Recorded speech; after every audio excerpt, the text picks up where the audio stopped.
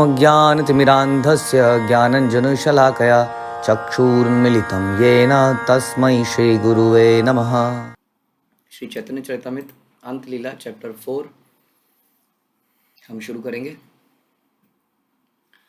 जिसका शीर्षक है जगन्नाथपुरी में महाप्रभु से सनातन गोस्वामी की भेंट। तो जैसा हम जानते हैं कि सनातन गोस्वामी रूप गोस्वामी को महाप्रभु राम केली में मिले थे और फिर बाद में वाराणसी और प्रयाग में उनको शिक्षाएं दी थी और उनको आदेश दिया था कि आप वृंदावन में जाइए और वृंदावन में भक्तिमय जो भी था लेखन ग्रंथों का रचना मतलब और मंदिरों का निर्माण,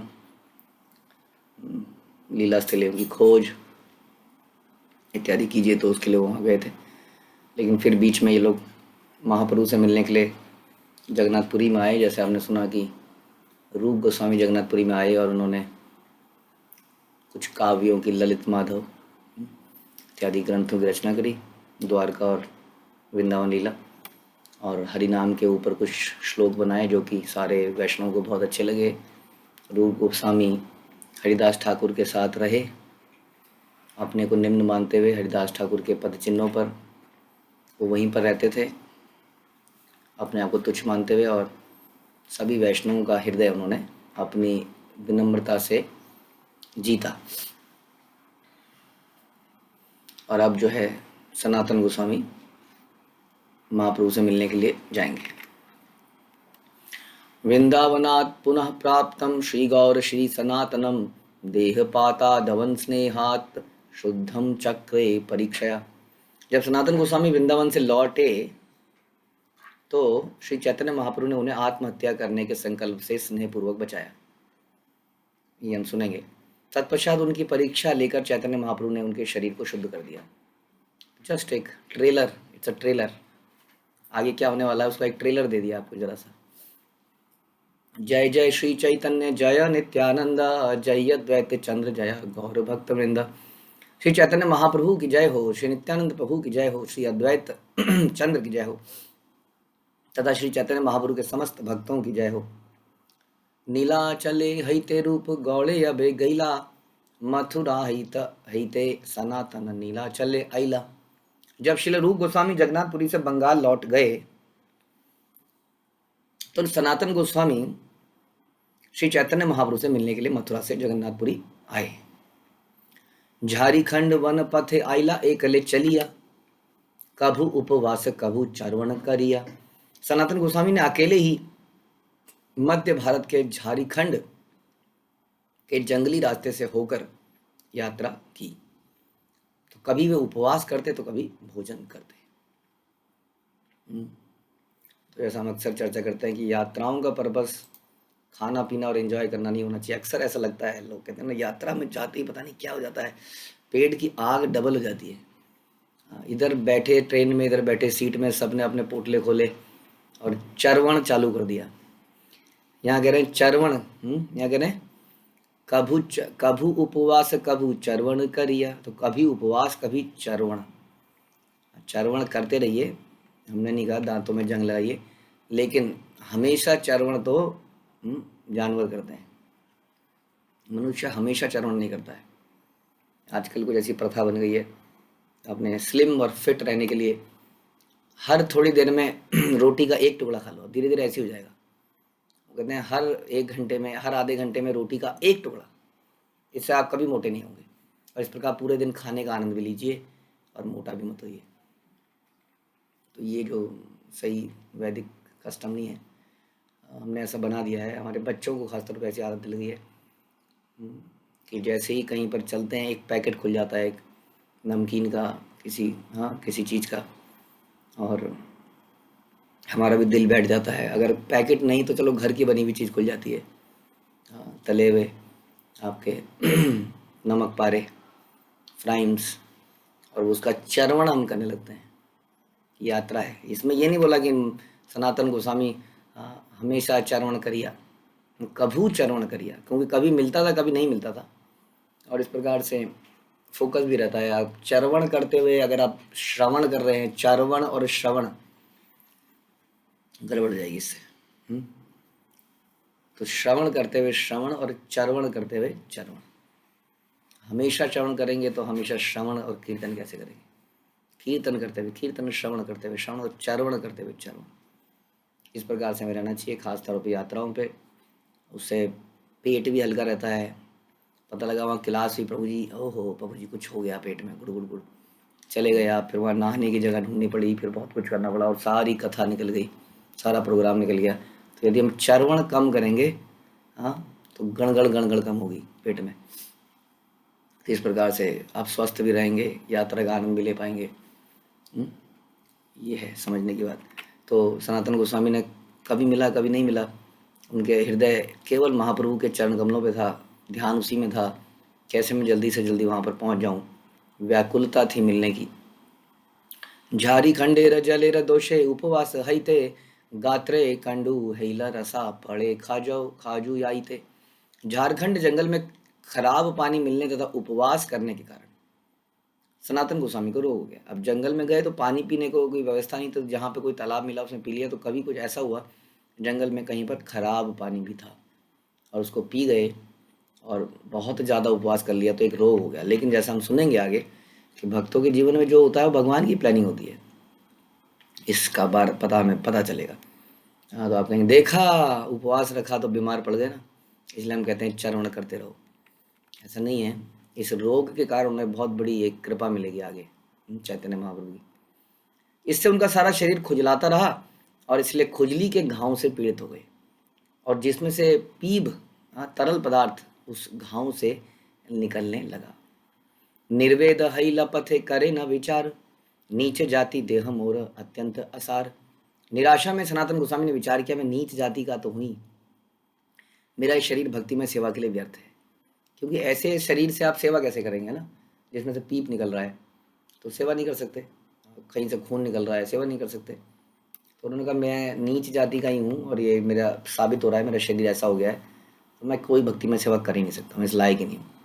जगन्नाथ गैले तार दर्शन न पाईमु, प्रभु दर्शन सदा करीते नारीमु।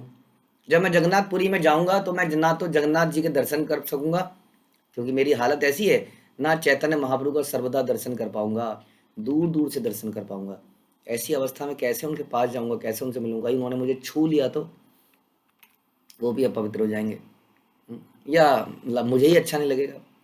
मंदिर निकटे सुनी तारो मासा स्थिति, मंदिर निकटे यही थे मोर नाही शक्ति।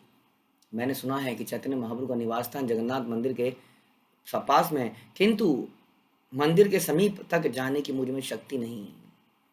हाँ, एक तो मैं वैसी नीच और उसके ऊपर से मेरी ये हालत।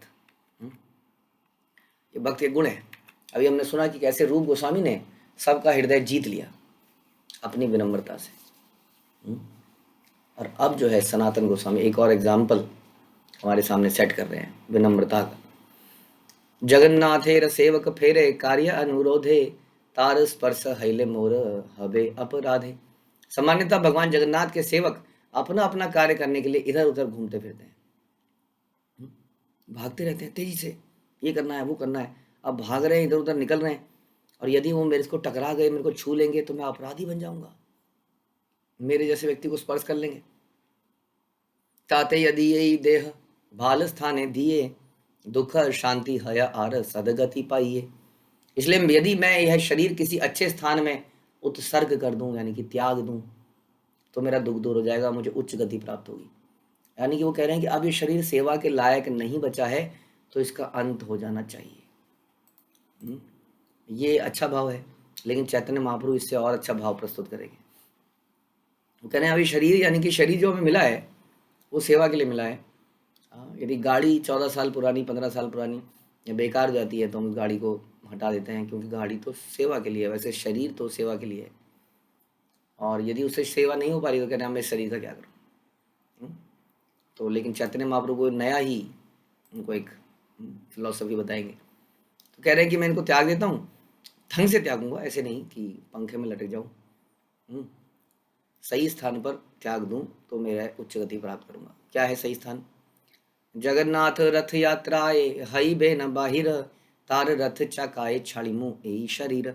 रथ यात्रा उत्सव के समय जब भगवान जगन्नाथ मंदिर से बाहर आते हैं तो मैं उनके रथ के पहिए के नीचे अपना शरीर छोड़ दूंगा। अब वो इतना भयंकर, वो बहुत बड़े पहिए होते हैं, बहुत भीड़ होती है उसमें, यदि आप गिर भी जाओगे तो समझ लो दब गए। तो कह रहे हैं मैं गिर जाऊंगा पहिए के आगे, और इतने जितने में लोगों को समझ में आएगा उतनी देर में तो पहिया मेरे ऊपर से निकल चुका होगा, और मैं अपना शरीर त्याग दूंगा। महाप्रभुर आगे यार देखी जगन्नाथ, रथे देह छाड़िमु एई परम पुरुषार्थ। जगन्नाथ जी का दर्शन करने के बाद मैं श्री चैतन्य महाप्रभु की उपस्थिति में रथ के पहिए के नीचे अपना शरीर त्याग, यानी कि दर्शन जरूर करूंगा। दर्शन करते करते प्राण त्यागूंगा, पहले जगन्नाथ जी करूंगा, फिर वहीं पर महाप्रभु होंगे, उनको देखते देखते प्राण त्याग दूंगा। ये मेरे जीवन का सर्वोच्च वर होगा। यही तन निश्चय करी नीला चले आईला, ये उन्होंने विचार पहले ही कर लिया, अभी पहुंचे भी नहीं है वो। लोके पूछी हरिदास स्थाने उतरीला, और निश्चय करके सनातन गोस्वामी नीलाचल चले गए जहां लोगों से पूछ कर वे हरिदास ठाकुर के निवास स्थान पहुंचे। अभी हर आदमी हरिदास ठाकुर के पास क्यों पहुंच जाता है? Haridas Thakur is not in the limelight. हाँ, अक्सर आदमी ऐसे लोगों से मिलना चाहता है जो कुछ लाइमलाइट में है, कोई पद को प्राप्त है, पद पोजीशन को प्राप्त व्यक्ति से बात करने में आनंद आता है। हाँ, बड़ा है, सीनियर है, तो हम ऐसे व्यक्ति को ढूंढते हैं नेचुरली, जिसकी ज़्यादा चलती है, जो उसको ज़्यादा पूछा जाता है इत्यादि, जो है ना सीनियर मोस्ट है। लेकिन यहाँ पर देखा रूप गोस्वामी सनातन गोस्वामी जो है हरिदास ठाकुर के पास गए, जहाँ पर जो अकेले कुटिया में रहते थे एक कोने में, क्योंकि अपने आप को तुच्छ मानते थे। इसलिए नहीं कि उन्हें अकेले रह के मज़ा आता था, हाँ ऐसा तो नहीं है, वो प्रचार करने भी जाते थे, सब काम करते थे, लेकिन अपने आप को ऐसा निम्न मानते थे। जैसे अभी सनातन गोस्वामी सोच रहे थे, वो भी ऐसे सोचते थे कि यदि मुझे जगन्नाथ मंदिर के पुजारियों ने टच कर दिया तो वो अशुद्ध हो जाएंगे, गलती से भक्तों ने मुझे टच कर दिया तो अशुद्ध हो जाएंगे, तो मैं इसलिए यहाँ पे अलग से पड़ा रहूँगा। हाँ, तो वहीं पर रूप और सनातन गए, उन्हीं जगहों पर गए। तो हमें ऐसे ही सोचना चाहिए कि हमें अपने चरित्र को ऐसे सिंपल सोबर बनाया जाए, ना कि बहुत ज़्यादा नेम एंड फेम के लिए पड़ा जाए। तो ये उसका उनका हरिदास ठाकुर के घर पहुँच ढूंढते ढूंढते वहाँ उनके निवास स्थान पे पहुँच गए। हरिदासेर कैला तेह चरण वंदन, जानी हरिदास तारे कैला आलिंगन। उन्होंने हरिदास ठाकुर के चरण कमलों की वंदना करी, उन्होंने जानते थे अतः उनका आलिंगन किया। महाप्रभु देखी ते तार उत्कंठित मन, हरिदास कहे प्रभु आसी बेनय खन। सनातन गोस्वामी श्री चैतन्य महाप्रभु के चरण कमलों का दर्शन करने के लिए बड़े उत्सुक थे, इसलिए हरिदास ठाकुर ने कहा महाप्रभु शीघ्र ही यहाँ आने वाले हैं। हे नकाले प्रभु उपल भोग देखिया, हरिदासे मिलिते आइला भक्त गण लिया। और उसी समय श्री चैतन्य महाप्रभु जगन्नाथ मंदिर में उपल भोग प्रातःकालीन जलपान ले देख कर अपने अन्य भक्तों के साथ हरिदास ठाकुर से मिलने के लिए आए, क्योंकि हरिदास ठाकुर मिलने नहीं आते थे भगवान से बिकॉज ऑफ द ह्यूमिलिटी, इसलिए भगवान हरिदास ठाकुर से मिलने स्वयं आते थे और साथ में अपने भक्तों को भी लाते थे, क्योंकि भक्तों के बिना भगवान रहते नहीं हैं। तो साथ में आ रहे हैं प्रातःकालीन, हाँ समझ लीजिए जलपान, जो भगवान को मॉर्निंग में भोग लगा, बाल भोग इत्यादि, उस भोग को देखकर उस वापस अब आ रहे हैं। प्रभु देखी दुई पड़े दंडवत हैया, प्रभु आलिंगीला हरिदासेर उठाया। चैतन्य महाप्रभु को देखकर हरिदास ठाकुर और सनातन गोस्वामी तुरंत दंडवत प्रणाम किया। तब महाप्रभु ने हरिदास को उठाया और गले लगाया। हरिदास कहे सनातन करे नमस्कार, सनातन देखी प्रभु हैला चमत्कार। हरिदास ठाकुर ने श्री चैतन्य महाप्रभु से कहा, यह सनातन गोस्वामी आपको प्रणाम कर रहा है महाप्रभु। सनातन गोस्वामी को देखकर महाप्रभु अत्याधिक चकित हो गए, यानी कि हरिदास ठाकुर अपने ईगो में मग्न नहीं थे वहाँ पे। मेरे को प्रणाम, मेरे को गले लगाया, मेरे को, हाँ उनको ये ध्यान लग रहा है कि अरे मेरे को तो गले लगा लिया, लेकिन ये साथ में पड़ा हुआ है, इस व्यक्ति के विचार मन में ना आ जाए, महाप्रभु ने मुझे देखा नहीं, विचार नहीं किया ना। भक्त हमेशा चिंतित रहता है इन बातों से कि दूसरे भक्त को सत्कार, सम्मान, प्रेम मिल जाए। तो देख रहे हैं ये पड़ा हुआ है, इसको नहीं नोटिस किया महाप्रभु ने, क्योंकि मेरे से मिलने आता है, उन्हें सोचा ही नहीं सनातन गोस्वामी यहाँ पर है। तुरंत याद दिलाया महाप्रभु ये सनातन गोस्वामी आए हैं। और उनको देख कर तो महाप्रभु एकदम से चकित हो गए, हृदय से बहुत प्रसन्न हो गए। सनातने आलिंगिते प्रभु आगु हैला, पाछे भागे सनातन कही ते लागिला। जब श्री चैतन्य महाप्रभु उनका आलिंगन करने के लिए आगे बढ़े तो सनातन गोस्वामी पीछे हट गए। सोचिए, भगवान कृपा दे रहे हैं और हम भाग रहे हैं। हाँ, तो इसीलिए कहते हैं कि ऐसी ह्यूमिलिटी कहीं नहीं मिलेगी। आदमी को कुछ मिलता है तो अपने आप को पात्र और कुपात्र नहीं मानता है, वह हाथ आगे बढ़ा ही लेता है, कहता है, दे दो, यस दे दो, बस जो मिल रहा है उसको ले लो, है ना।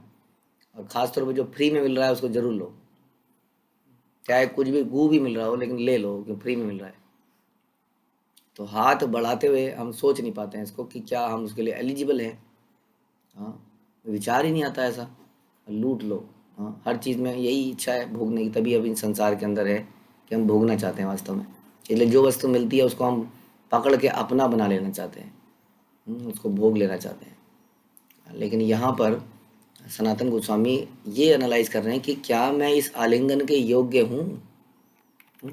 इस प्रकार से सोच रहे हैं।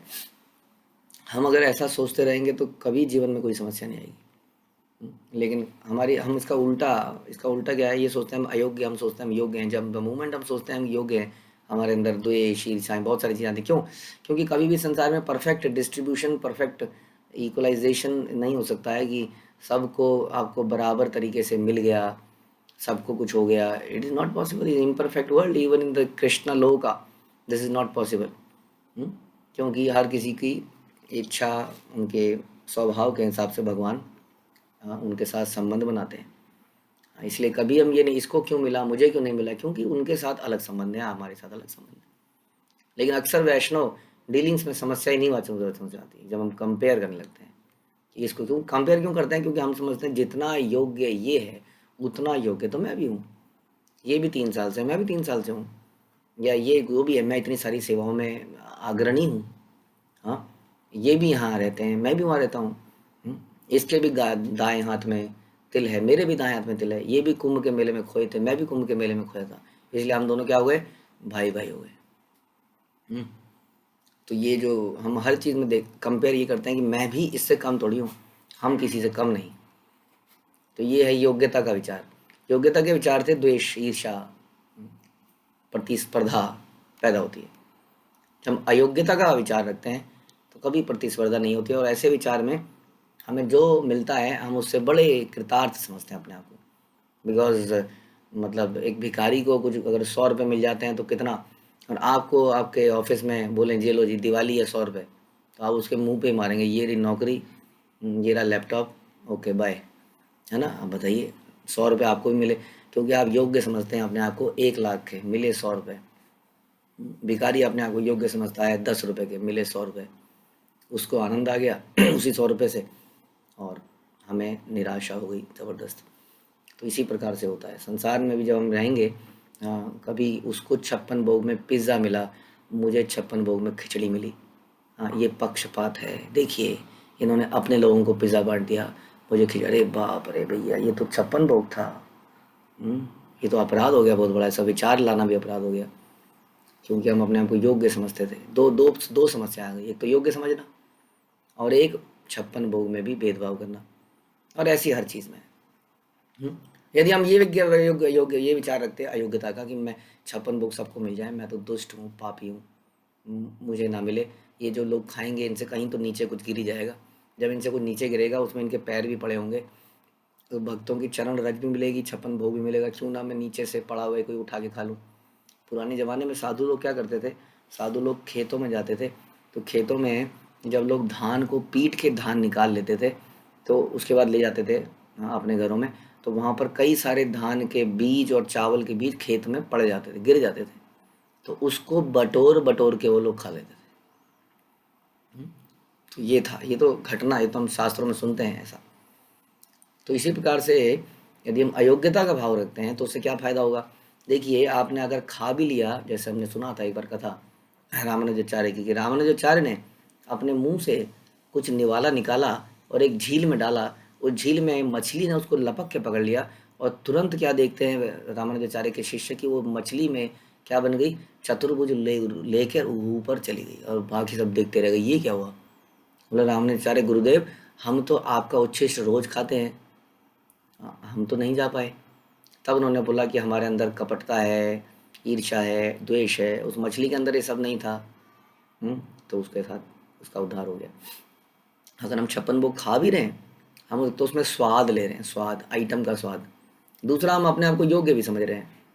हाँ, और बड़ा प्रसन्नता होती है यदि हमें प्रेफरेंस मिल जाती है किसी चीज़ पर, कि हाँ देखो जी, हम निकट हैं क्योंकि हमें प्रेफरेंस मिली। हाँ, ये बहुत सारे विचार हैं।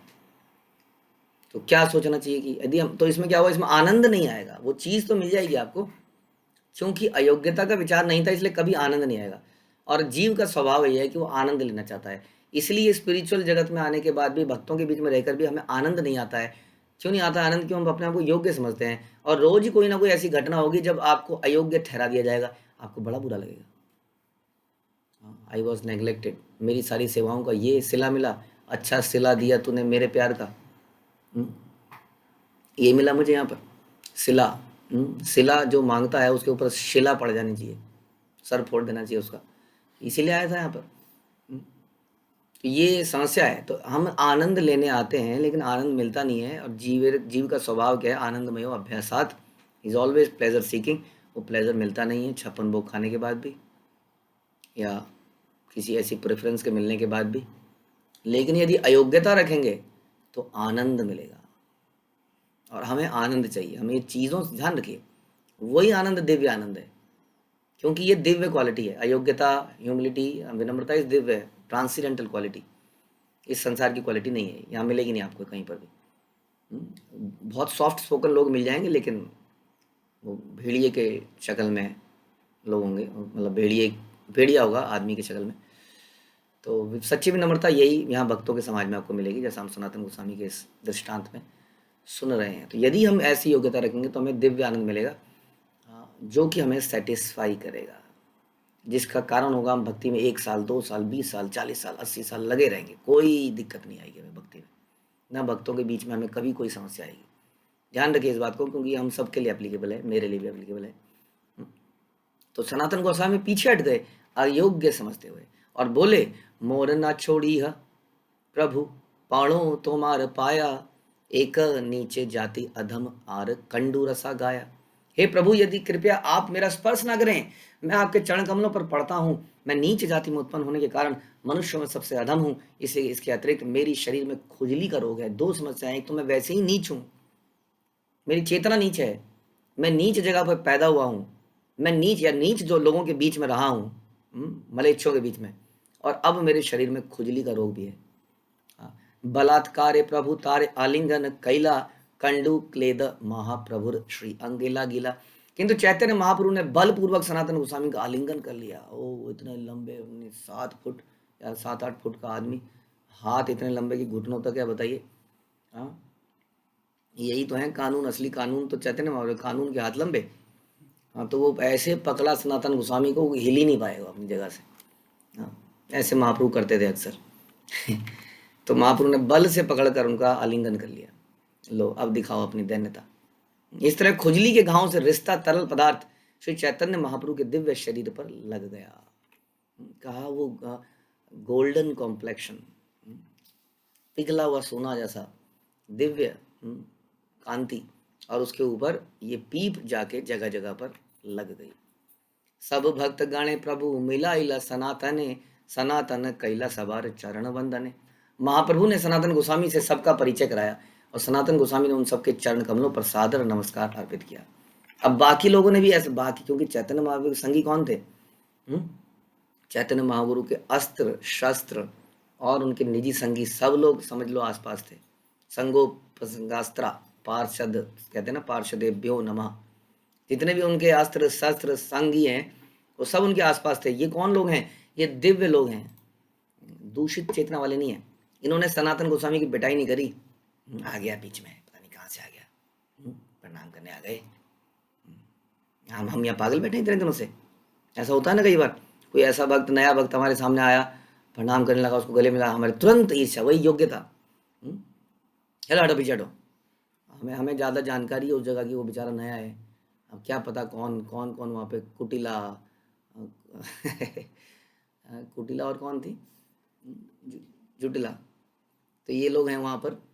हाँ, और ये विलेन में, विलेन कौन कौन विलेन है जो आपको बोलेंगे हटो यहाँ से।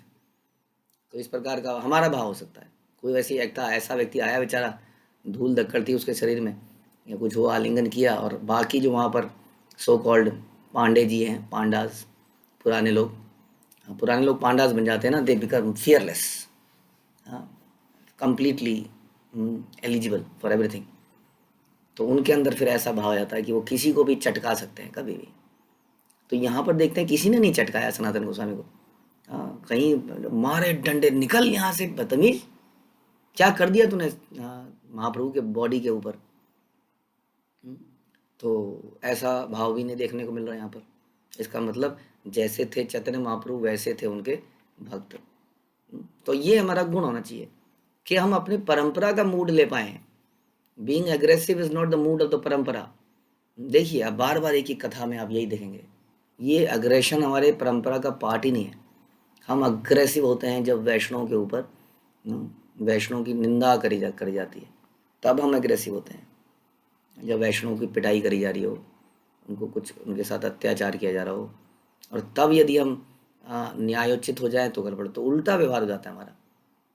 कब एग्रेसिव होना है, कब क्या करना है, ये समझना है हमें इन्हीं कथाओं से। तो यहाँ पर कोई भी भक्त ने, किसी भक्त ने कुछ नहीं कहा सनातन गोस्वामी को, जबकि समझ लीजिए सनातन गोस्वामी चैतन्य महाप्रभु मन में कुछ बुरा विचार भी आ जाता था, हालांकि उनके तो क्या आएगा, लेकिन ऐसा वो दिखाते थे, तो वो गंगा जी में कूद जाते थे। तो इस प्रकार से उनके पूरे शरीर में पीप लग चुका है, और सनातन गोस्वामी उसी अवस्था में सनातन गोस्वामी को वो सबसे मिला रहे हैं, और सनातन गोस्वामी सबको प्रणाम कर रहे हैं। प्रभु लया वासिला पिंडार ऊपर भक्त गण, पिंडार तले वसीला हरिदास सनातन। महाप्रभु तथा उनके सारे भक्त चबूतरे के ऊपर बैठ गए, और हरिदास ठाकुर तथा सनातन गोस्वामी उसके नीचे बैठ गए। महाप्रभु के साथ कौन है? उनके पार्षद है, नित्य पार्षद, और ये हैं महाप्रभु के बहुत ही अच्छे भक्त दास। हालांकि वो भी भक्त दास ही थे, लेकिन उनके साथ महाप्रभु का डिफरेंट मूड था, नित्यानंद प्रभु इत्यादि के साथ। हरिदास ठाकुर बिल्कुल निम्नता के भाग में थे, सनातन गोस्वामी ये नीचे बैठ गए, और वो सारे लोग चबूतरे के ऊपर बैठ गए। कुशल वार्ता महाप्रभु पूछे न सनातन, तेहा कहे न परम मंगल देखिलु चरण। चैतन्य महाप्रभु ने पूछा सनातन गोस्वामी से, क्या आप कुशल तो हैं? सनातन गोस्वामी ने कहा, सब कुशल है, क्योंकि मुझे आपके चरण कमलों के दर्शन हो गए। Everything is very fine, very wonderful, very good. जैसे हमने सुना था कि अनुसुईया सीता से पूछती है, आप खुश तो हैं? आपको कोई वर की प्राप्ति चाहिए, मैं आपको कोई आशीर्वाद दे दूं, कोई वरदान दे दूं, because Anusuya was a very powerful lady, because वर सतीत्व। सीता कहती है, कुछ नहीं चाहिए, मेरे पति मेरे साथ हैं, आई हैव एवरीथिंग। राम मेरे साथ हैं, आई हैव एवरीथिंग। इस जंगल में मुझे कोई दिक्कत ही नहीं है। She was satisfied. वैसे ये भी कहते हैं, मुझे तो सब मिल गया महाप्रभु, ये कोढ़ की बीमारी दूर करनी है क्या? कुछ नहीं उनके दिमाग में आया। उन्होंने कहा, आपके चरण कमलों के दर्शन हो गए, आई गॉट एवरीथिंग। अब ऐसे दर्शन तो हमें होते ही रहते हैं, लेकिन हमारे मन में तो बहुत सारे विचार आ जाते हैं, मेरे साथ ये नहीं हुआ, मुझे ये दे दीजिए, मुझे वो दे दीजिए, ऐसा कर दीजिए। वी आर नेवर सेटिस्फाइड, क्योंकि हम दिव्य प्रसन्नता नहीं ढूंढ पा रहे हैं, और हम दिव्य प्राणी हैं, हम एक आत्मा हैं, भगवान के नित्य अंश हैं, हम दिव्य हैं, हम भी दिव्य हैं, लेकिन हम उस अवस्था को भूल चुके हैं। इसलिए हम आनंद ढूंढ रहे हैं मैटीरियल चीज़ों में, सम्मान में, कांचन कामिनी प्रतिष्ठा, शुक्रेन विष्ठाम जो कहते हैं, या तो किसी सुंदर स्त्री या पुरुष में, धन धान्य में, या मान सम्मान में। मान सम्मान समझते हैं ना, मुझे पूछा जाए ये भी मान सम्मान है, मेरे से रिस्पेक्ट तरीके से बात करी जाए, मुझे आइडेंटिफाई करा जाए, ये भी मान सम्मान है। तो इन चीज़ों के चक्कर में हमें वो आनंद नहीं मिल रहा है, लेकिन सनातन गोस्वामी परम आनंदित हैं केवल चरणों के दर्शन करके। मथुरार वैष्णव सवेर कुशल पुछिला, सबार कुशल सनातन जनाइला। जब महाप्रभु ने मथुरा के समस्त वैष्णव से के विषय में पूछा, हाँ, क्योंकि वहीं से आ रहे थे सनातन गोस्वामी, वहाँ पर कई सारे वैष्णव ऑलरेडी पहुँच चुके थे, तो सनातन गोस्वामी ने उनके स्वास्थ्य एवं सौभाग्य के बारे में बताया। हमने सुना सुबुद्धि राय वृंदावन में है, रूप गोस्वामी वृंदावन में है, हाँ, और लोकनाथ गोस्वामी वृंदावन में है, इत्यादि, ये लोग ऑलरेडी वृंदावन में हैं। तो उनके बहुत ऐसे वैष्णव वहाँ पहुँच चुके थे, तो उनके स्वास्थ्य और सौभाग्य के बारे में सनातन गोस्वामी ने बताया।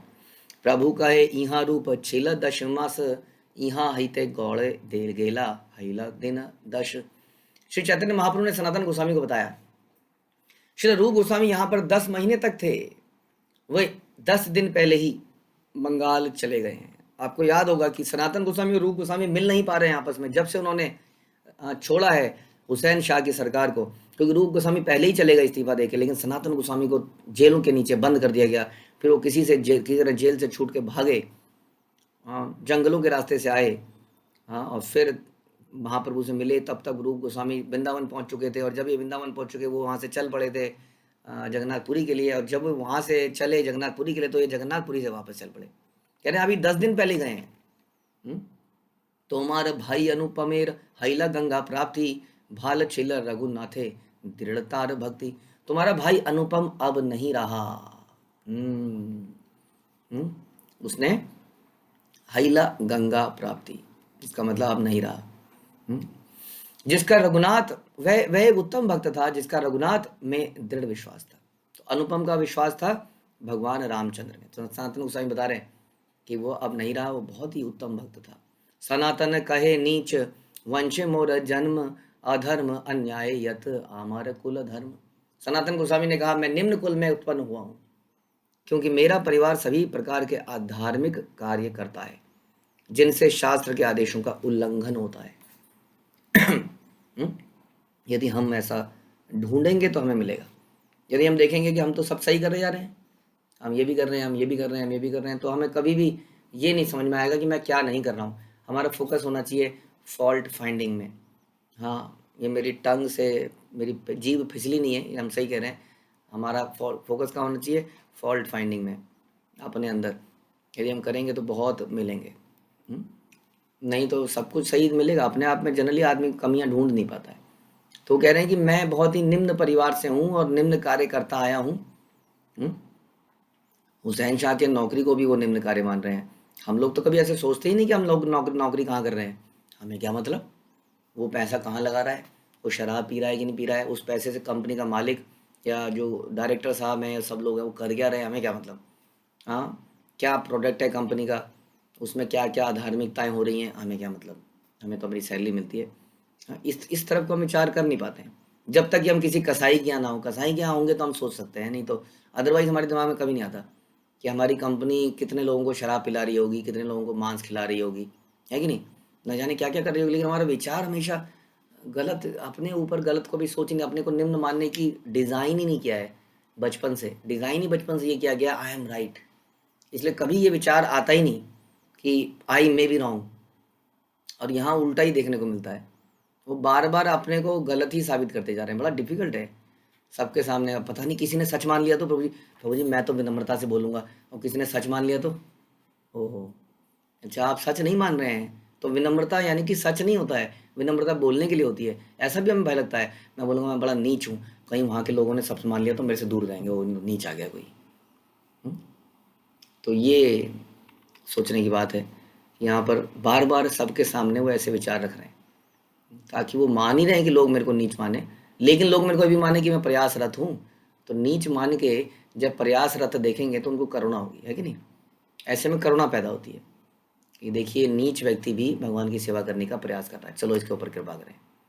अपने आप को परफेक्ट मानोगे तो सब कहेंगे ये तो सेल्फ मेड है, सेल्फ डिपेंडेंट आदमी है। सेल्फ डिपेंडेंट आदमी के ऊपर कौन कृपा करे? सेल्फ डिपेंडेंट है, वो कर ही लेगा अपने सारे काम। तो कौन उसके ऊपर कृपा करेगा?